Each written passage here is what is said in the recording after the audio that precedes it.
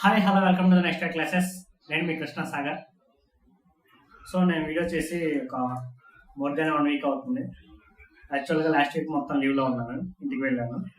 So అందువల్ల video చేయటం కుదరలేదు. So sorry for that. So but చాలామంది నాకు ఇన్స్టాలో మెసేజ్ చేశారు, సో కమెంట్ బాక్స్లో కమెంట్ చేశారు, అన్నిటికీ రిప్లై అయితే ఇచ్చాను. సో కొన్ని కమెంట్స్ ఏంటంటే మీరు ఆల్రెడీ పెట్టిన కమెంట్స్ కింద రిప్లై పెడితే అది నాకు రావట్లేదు నోటిఫికేషన్లో. సో ఆ రిప్లైస్ చూడాలంటే నేను మొత్తం నాకున్న కమెంట్స్ మొత్తం చెక్ చేసుకోవాల్సి వస్తుంది. సో మీరు ఏదైనా ఇంపార్టెంట్ డౌట్ అడగాలన్నప్పుడు మీరు న్యూ కమెంట్ ఫామ్లో పెట్టండి. ఆల్రెడీ పెట్టిన కమెంట్ కింద రిప్లై లాగా పెట్టద్దు, ఓకేనా? అండ్ ఈరోజు ఇంకా నన్ను అడిగిన ఈ 1 వీక్లో ఏంటంటే చాలామంది MTS how to prepare MTS and me MTS journey and MTS work profile గురించి వీడియో చేయమని అడిగారు. సో నేను ఈ వీడియోలో నా MTS journey and MTS work profile present ఎలా ఉంది, నేను చేసినప్పుడు ఎలా ఉన్నది డిస్కస్ చేద్దాం, ఓకేనా? సో బట్ ముందు వీడియోలోకి వెళ్ళిపోయే ముందు మన ఛానల్ని ఎవరైనా సబ్స్క్రైబ్ చేసుకోకపోతే please do subscribe to next way classes. అలాగే మన ఛానల్ని ఎవరైనా గవర్నమెంట్ జాబ్స్ ప్రిపేర్ అవుతున్నా మీ ఫ్రెండ్స్ అయినా మీ రిలేటివ్స్ అయినా వాళ్ళకి మన ఛానల్ని రెఫర్ చేయండి. అండ్ చాలామంది ఏం చెప్తున్నా అంటే లైక్ మ్యాథ్స్ క్లాసెస్ హిందీలో అర్థం కావట్లేదు, ఇన్స్టిట్యూట్లో కూడా బేసిక్స్ చెప్పట్లేదు అని చెప్పేసి కొంతమంది నేను కాల్స్ మాట్లాడినప్పుడు ఈ ఇష్యూ రైజ్ చేశారు. సో మన ఛానల్లో ఆల్రెడీ 6 to 7 టాపిక్స్ కంప్లీట్ చేశాను ఫ్రమ్ బేసిక్స్. సో ఆ వీడియోస్ చూడండి, కాన్సెప్ట్ చాలా ఈజీగా క్లియర్గా అర్థమైనట్లు చెప్పాను. సో దాని మీద 2-3 ప్రాబ్లమ్స్ కూడా చెప్పాను.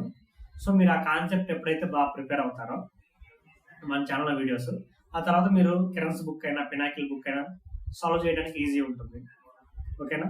సో మీరు ఫస్ట్ టైమే గ్రాస్ప్ చేయలేకపోతున్నారు అనుకుంటే మీరు ఒకసారి రివిజన్ చేసుకోండి ఆ కాన్సెప్ట్ని మళ్ళీ, ఓకే? అప్పుడేంటంటే మీరు ఈ కాన్సెప్ట్ కంప్లీట్ అయిపోయిన తర్వాత మీరు ఆల్రెడీ కాన్సెప్ట్ ప్రిపేర్ అయ్యారు, దాని మీద 2-3 ప్రాబ్లమ్స్ చేసి ఉంటారు కాబట్టి మీరు ఏంటంటే పినాకిల్ అయినా కిరణ్స్ బుక్ అయినా ఈజీగా సాల్వ్ చేయగలుగుతారు, ఓకేనా? ఇంకా నెక్స్ట్ వచ్చేసరికి మనం ఎంటీఎస్ గురించి డిస్కస్ చేద్దాం. సో నేను 19 నోటిఫికేషన్లో ఎస్ఎస్సి ఎంటీఎస్ క్రాక్ చేశాను. నేను 2021 August 26 నా ఫస్ట్ డే ఆఫ్ జాయినింగ్ అది. సో నేను August 26, 2021 వెళ్ళాను. లైక్ కరోనా వల్ల కొంచెం లేట్ అయింది, సో నో ప్రాబ్లం. కరోనా తర్వాత వెళ్ళాను, అపాయింట్మెంట్ ఇచ్చారు. సో వెళ్ళిన తర్వాత నా ఎడ్యుకేషనల్ సర్టిఫికేట్స్ అడిగారు ఆఫీస్లో. బేసిక్గా మాది ఎలా ఉంటుందంటే హెడ్ ఆఫీస్ వచ్చేసి హైదరాబాద్ అండ్ మాకు దానికి సబ్ ఆఫీస్ వచ్చేసి గుంటూరులో ఉంది. నేను ఆల్రెడీ హైదరాబాద్లో డాక్యుమెంట్ సబ్మిట్ చేశాను, మేబీ హెడ్ ఆఫీస్లో సబ్మిట్ చేశాను, వీళ్ళ దగ్గర కాపీ అయితే లేదు.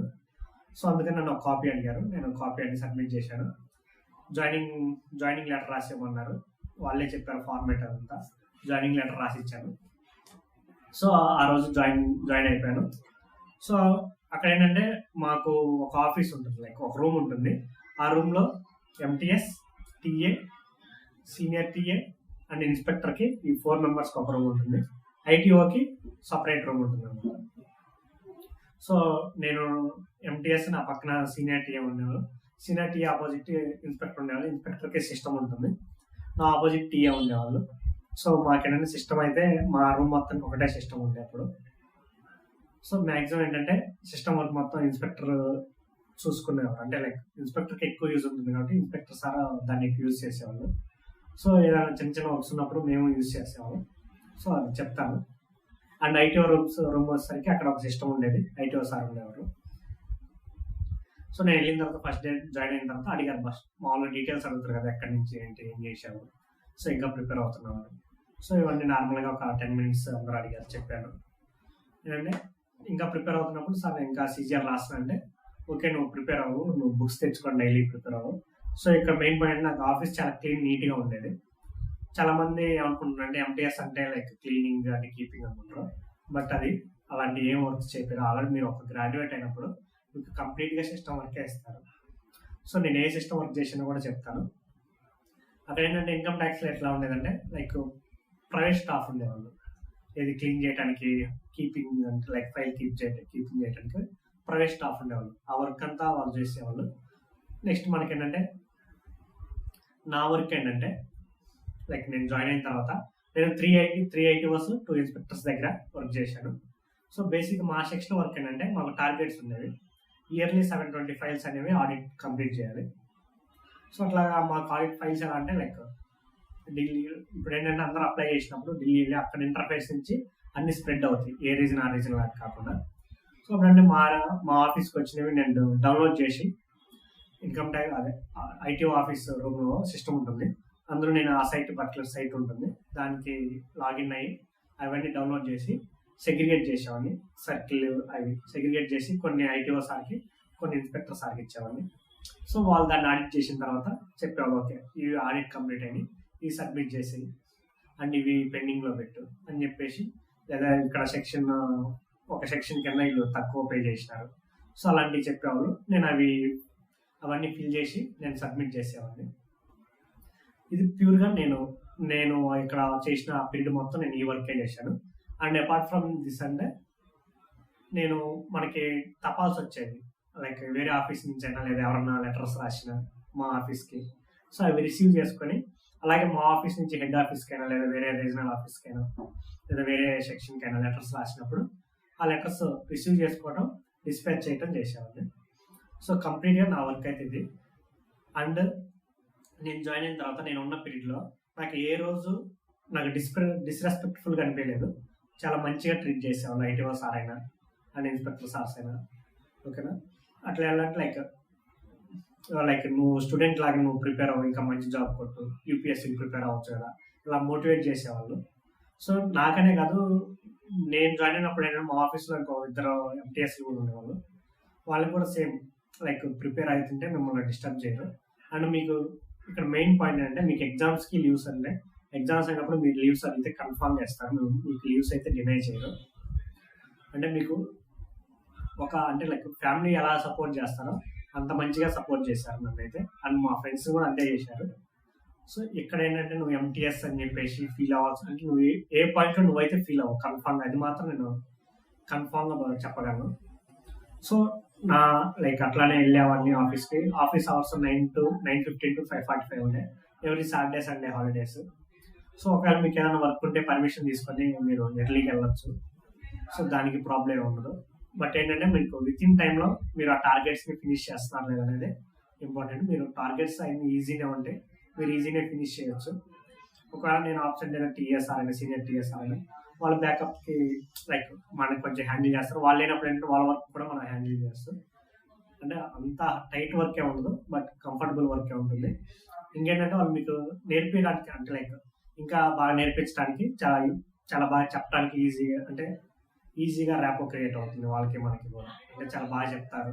నాకున్నప్పుడు అయితే లైక్ మా సీనియర్ టీఎస్ఆర్ అయినా చాలా ఫ్రెండ్లీ ఉండేవాళ్ళు. ఇన్స్పెక్టర్ సార్ అయినా ఐటీఓ సార్స్ కూడా నాతో అంటే నార్మల్ ఫ్రెండ్లీగానే ఉండేవాళ్ళు. ఎప్పుడు సీరియస్ అవటం లేదా అది చెయ్యి అలా నన్ను అంటే కమాండింగ్గా మాట్లాడటం కూడా నాతో అయితే ఎప్పుడు జరగలేదు. లైక్ ఇప్పుడున్న నేను కొంతమంది ఎంటీఎస్తో నేను ఆల్రెడీ కాంటాక్ట్లో ఉన్నాను, వాళ్ళు కూడా ఇలాంటి ఎప్పుడు ఫేస్ చేయలేదు.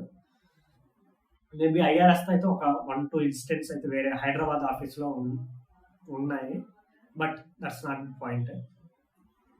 అవి చాలా తక్కువ, రేర్, 1-2 అంటే కామన్ అవి ఎవరికైనా. అది అందరికి ఉండాలని రూల్ లేదు. లైక్ నేనంటే లైక్ నేను మఫ్షీల్లో పడ్డాను కాబట్టి నాకు హెడ్ ఐటీఓ, ఐఆర్ఎస్లో వాళ్ళంటే హెడ్ ఆఫీస్లో ఉంటారు. ఇక్కడ మఫ్షీల్లో పడ్డప్పుడు ఏంటంటే మీరు చాలా ఫ్రీగా ఉండొచ్చు, చాలా ఫ్రీ చదువుకోవచ్చు. మీరు లైక్ హైదరాబాద్ అంటే ఎక్కడైనా పడ్డా మీరు చదువుకోవడానికి అయితే చాలా టైం ఉంటుంది. అండ్ మిమ్మల్ని డిస్రెస్పెక్ట్ఫుల్గా అయితే ట్రీట్ అయితే చేయరు, ఎందుకంటే మ్యాక్సిమం ఎంటీఎస్ అయినచ్చు కానీ అందరూ గ్రాడ్యుయేట్ కంప్లీట్ చేసిన వాళ్ళే వస్తున్నారు.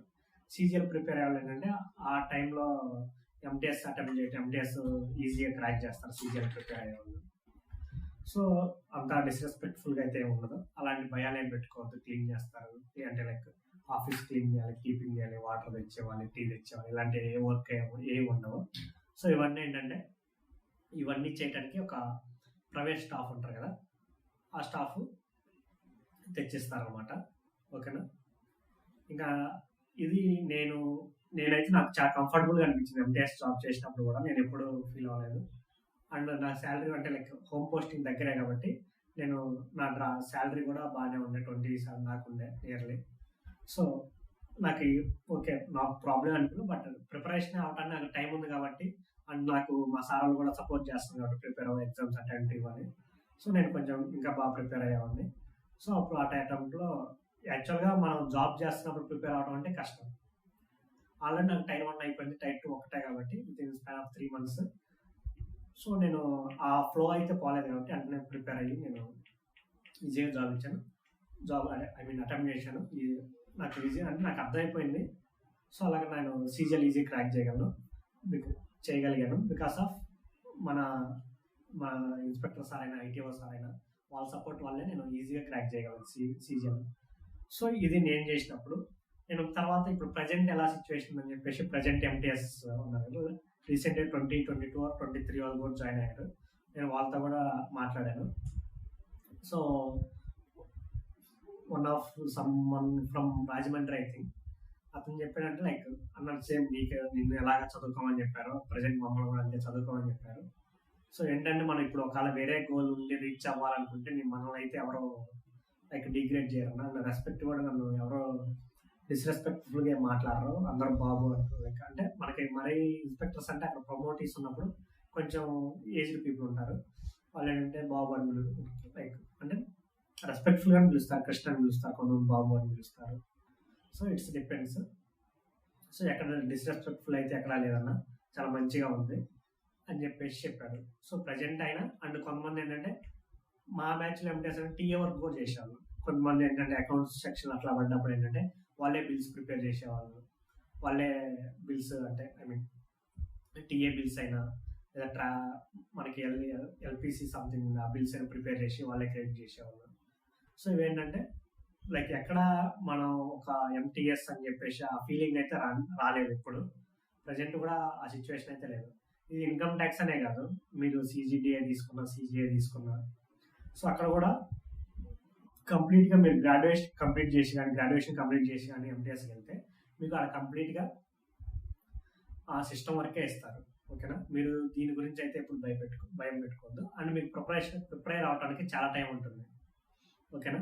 సో, మీరు ఫస్ట్ ఎంటీఎస్ ఉంది. ఎంటీఎస్ క్రాక్ చేయగలిగారు. జాయిన్ అయిపోండి. మీరు ఎప్పుడు ఎంటీఎస్ నెక్స్ట్ మళ్ళీ తర్వాత చూడొచ్చులే.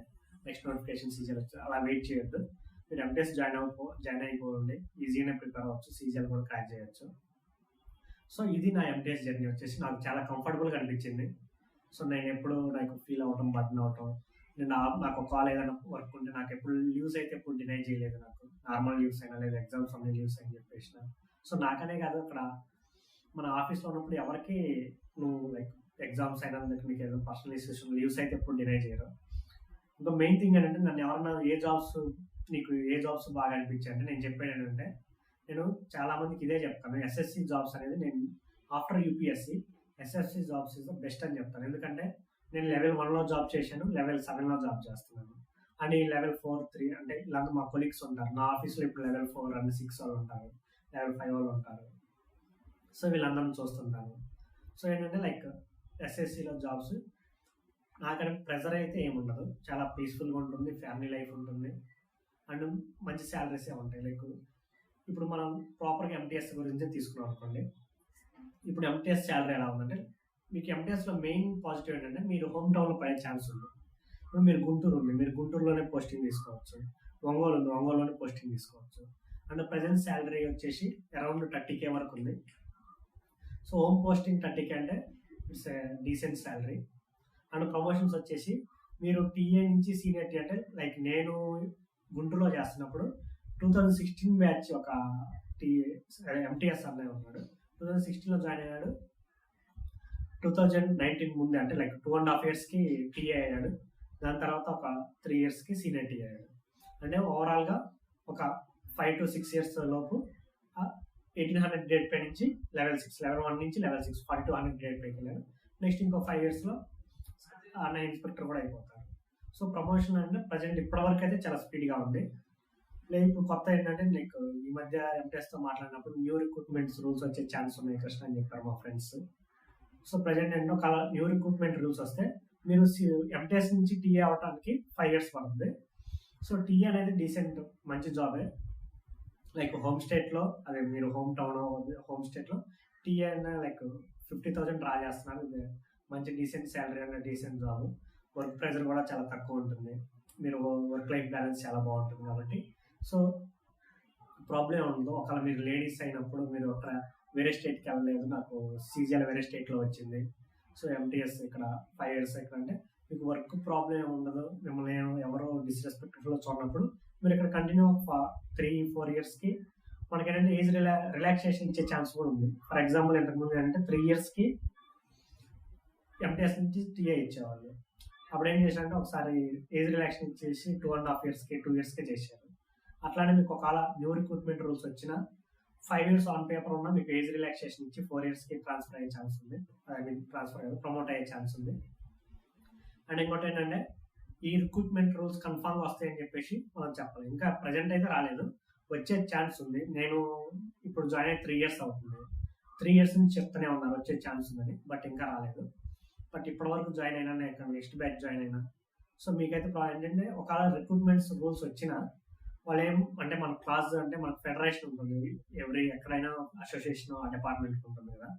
సో వాళ్ళు ఏం ఫైట్ చేస్తారంటే ప్రజెంట్ ఇప్పటి వరకు జాయిన్ అయిన వాళ్ళకి ఎగ్జామ్షన్ ఇవ్వమని అడుగుతారు. లేనప్పుడు కూడా జాయిన్ అయిన వాళ్ళ వరకు ఎగ్జామ్షన్ ఇవ్వండి, నెక్స్ట్ నుంచి వచ్చే వాళ్ళకి రిక్రూట్మెంట్ రూల్స్ వాళ్ళని ఫాలో అవ్వమని చెప్తే ఓకే అని చెప్పేసినట్టు మన అసోసియేషన్ స్ట్రాంగ్గా ఫైట్ చేసేది. But okay, no problem. మీరు ఎంటీఎస్ నుంచి టీ అవడానికి 4 years అంటే తక్కువ పీరియడ్ అని చెప్పుకోవచ్చు. ఒకవేళ మీరు ఎంటీఎస్కి 25 అంటే మీరు 24లో జాయిన్ అయ్యారు, 28 కల్లా సీజీఎల్ జాబ్ వచ్చేసింది, లేదా 23, 22 అంటే 26, 27 కల్లా సీజీఎల్ జాబ్ వచ్చేసింది. సో బట్ ఈ పీరియడ్లో నేను కన్ఫామ్గా మీరు ఎంటీఎస్ ఉండమని కాదు, బట్ మీరు ఎంటీఎస్లో జాయిన్ అయిన తర్వాత మీకు ప్రిపరేషన్ టైం అనేది సీజీఎల్గా అయితే ఈజీ క్రాక్ చేయొచ్చు. మీరు నెక్స్ట్ అటెంప్ట్ అయితే ఈజీ క్రాక్ చేయొచ్చు, ఇది ఎంటీఎస్ అయిపోయిన తర్వాత నెక్స్ట్ అటెంప్ట్. బట్ విత్ ఈ టైం స్పాన్లో మీరు అన్ఎంప్లాయ్గా ఉండి మీరు ప్రెజర్ ఫీల్ అవటం కంటే ఒక జాబ్ చేస్తూ 30K శాలరీ అది హోమ్ టౌన్ అంటే చాలా పీస్ఫుల్గా ఉంటుంది. పీస్ఫుల్గా ఉన్నప్పుడు ఏంటంటే నువ్వు ఎగ్జామ్ అటెండ్ చేసేటప్పుడు చాలా ఈజీగా అటెంప్ట్ చేస్తావు, లైక్ నీ మీద ప్రెజర్ ఉండదు. ప్రిపేర్ అయ్యేటప్పుడు ఈజీగా ప్రిపేర్ అవుతావు. సో నాకు కంపల్సరీగా అని చెప్పేసి నీ మీద అంత హోల్గా ప్రెజర్ ఉండదు, అప్పుడు చాలా ఈజీ ప్రిపేర్ అవుతుంది.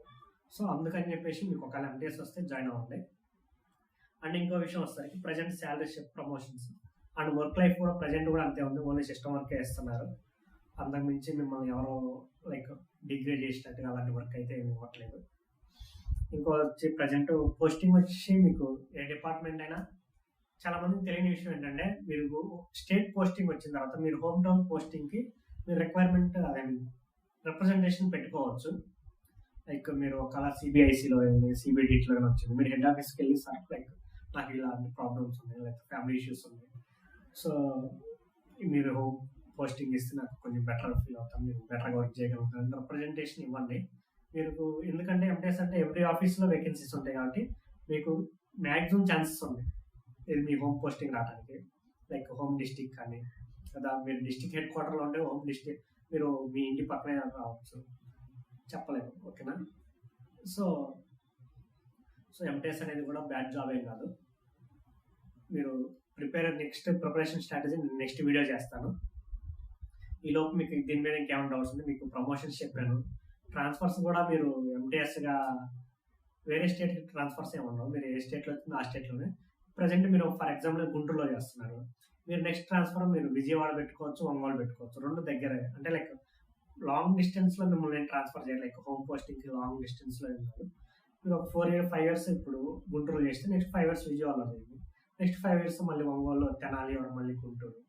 సో మీరు ఏంటంటే ఈ సరౌండింగ్ 4-5 ప్లేసెస్లో మీరు రొటేట్ అవుతా ఉండొచ్చు. లైక్ విజయవాడ, గుంటూరు, నర్సరాపేట, తెనాలి 4 దగ్గర. సో ఈ 4 దగ్గర మీరు రొటేట్ అవుతా ఉండొచ్చు. ఓకే, మీరు హైదరాబాద్ పోస్టింగ్ కావాలన్నా హైదరాబాద్ పోస్టింగ్ అని తీసుకోవచ్చు. సో ఇది పెద్ద ప్రాబ్లం ఏం కాదు ట్రాన్స్ఫర్స్ అనేవి. అండ్ ప్రమోషనల్ ఛానల్ చెప్పాను. నెక్స్ట్ ఏంటంటే టీఏ అయిన తర్వాత నెక్స్ట్ రిక్రూట్మెంట్ రూల్స్ వస్తే మాత్రం 10 years పట్టింది టీఏ నుంచి సీనియర్ టీఏ, రాకపోతే 3 yearsకి టీఏ నుంచి సీనియర్ టీఏ అవ్వచ్చు. రిక్రూట్మెంట్ రూల్స్ వచ్చినా రాకపోయినా సీనియర్ టీఏ నుంచి ఇన్స్పెక్టర్ ఏంటంటే 4-5 yearsలో అవుతుంది. ఆ నెక్స్ట్ వేకెన్సీని బట్టి ఐటీఓ వేకెన్సీస్ అండ్ ఇన్స్పెక్టర్లో ప్రజెంట్ ఉన్న పోస్టింగ్ బట్టి డిపెండ్ అవుతుంది. లైక్ 7-8 years పడుతుంది ఇన్స్పెక్టర్ నుంచి ఐటీఓ అవడానికి. సో ఇలా ఉంటుంది ప్రమోషన్ ఛానల్. మనం ఒకవేళ ఎంటీఎస్గా జాయిన్ అయితే మ్యాక్సిమం ఇన్స్పెక్టర్ ఆర్ ఐటీఓ వరకు రీచ్ అవ్వచ్చు. ఒక న్యూ రిక్రూట్మెంట్ రూల్స్ వచ్చిన 5 అండ్ 10, 15 అండ్ 5, 20 ఒక 80 వరకు రీచ్ అవ్వచ్చు. న్యూ రిక్రూట్మెంట్ రూల్స్ వచ్చినా కూడా. రాకపోతే మీరు ఐటీఓ కూడా చాలా సర్వీస్ చేయొచ్చు. ఒక లైక్ 10, 12 ఇయర్స్ సర్వీస్ చేయొచ్చు. వస్తే ఒక 5, 6 ఇయర్స్ సర్వీస్ అయితే ఉంటుంది. ఓకేనా? ఇంకా మీకు ఏమైనా డౌట్స్ ఉంటే మన కమెంట్ బాక్స్లో కమెంట్ చేయండి. ఈ వీడియో మీకు ఎలా అనిపించిందో చెప్పండి. నేను దేని గురించి అని మిస్ చేసినట్టు అనిపిస్తే దాన్ని అడగండి. నాకు చాలామంది ఇన్స్టాగ్రామ్లో పోస్ట్ చేస్తున్నారు. సో అవన్నీ నేను రిప్లై ఇస్తున్నాను. సో మీరు కమెంట్ బాక్స్లో కమెంట్ చేసినప్పుడు నేను ఆల్రెడీ చెప్పాను కదా, సో కమెంట్ కింద దానికి రిప్లై లాగా చేయొద్దు. నాకు చూడటానికి చాలా కష్టం అవుతుంది. నాకు నోటిఫికేషన్ రావట్లేదు అది. ఓకేనా? అండ్ లాస్ట్ టైం నేను ఒక వీడియో నా జర్నీ చెప్పినప్పుడు ఏంటంటే ఒక పాయింట్ చాలా పాయింట్ చెప్పడం మర్చిపోయాను, వేరే విషయం. అప్పుడు అందులో ఒక మెయిన్ పాయింట్ అంటే చాలామంది నన్ను అడుగుతున్న క్వశ్చన్ ఏంటంటే ఇన్స్టిట్యూట్లో జాయిన్ అయ్యాము, వాళ్ళు చెప్తానే చదవాలా, వేరే కూడా చదవాలంటే. అప్పుడు నేను జాయిన్ అయినప్పుడు కూడా ఇదే మిస్టేక్ చేశాను. వాళ్ళు చెప్తూనే చదవాల్సిన అవసరం, అంటే వాళ్ళు చెప్పిన వరకే చదవాల్సిన అవసరం లేదు. ఎందుకంటే మీరు వాళ్ళు చెప్పిన చదువుతున్నారంటే టైం వేస్ట్ చేస్తున్నారు. మీరు ఫస్ట్ డే వెళ్తారు, ఫస్ట్ డే నీకు 3 hours క్లాస్ జరిగింది. ఆ 3 hours పర్సంటేజ్ చెప్పారు. నువ్వు రిమైనింగ్ ఒక 8 hours ప్రిపేర్ అవుతున్నావు. నువ్వు 8 hours నువ్వు పర్సంటేజ్ చదివేసి నీకు ఒక 2-3 hours అయిపోయింది. ఆ రిమైనింగ్ టైం నువ్వు ఎందుకు ఖాళీ వదిలేయటం? సో ఎందుకంటే నువ్వు ఆ టైం నువ్వు యూజ్ చేసుకో. జిఎస్ చదువు, ఇంగ్లీష్ చదువు, యూట్యూబ్లో కావాల్సినంత కంటెంట్ ఉంది, వేరే టాపిక్స్ ఉన్నాయి, తెలుగులో చెప్పాను. మ్యాథ్స్ అయితే మన చాలా తెలుగులో చాలా నీట్గా చెప్పాను, అవి చూడండి. ఓకేనా? సో ఎందుకంటే మీరు వాళ్ళు చెప్పిన తర్వాతే చదువుదా అని చెప్పేసి ఆ మైండ్ సెట్ నుంచి బయటికి రండి. వాళ్ళు చెప్పక ముందు నాకు అర్థం కాదనుకునే మైండ్ సెట్ నుంచి బయటికి రండి. సో ఓకేనా? మీరు ట్రై చేయండి చదవడానికి. మీకు అర్థం కాకపోతే మీకు యూట్యూబ్లో పోతే ఈజీ చాలా మంది చెప్పేవాళ్ళు ఉన్నారు. ఓకేనా? మ్యాథ్స్ అయితే మన ఛానల్లో చాలా టాపిక్స్ ఉన్నాయి. సో ఇలాంటివన్నీ టైం వేస్ట్ చేసుకోకుండా మంచిగా ప్రిపేర్ అవ్వండి. ఓకేనా? So thank you for watching next classes.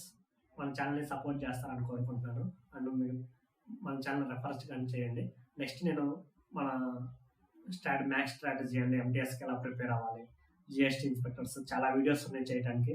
But అవన్నీ నేను త్వరగా చేయడానికి ట్రై చేస్తాను. So keep supporting us guys. Thank you very much once again.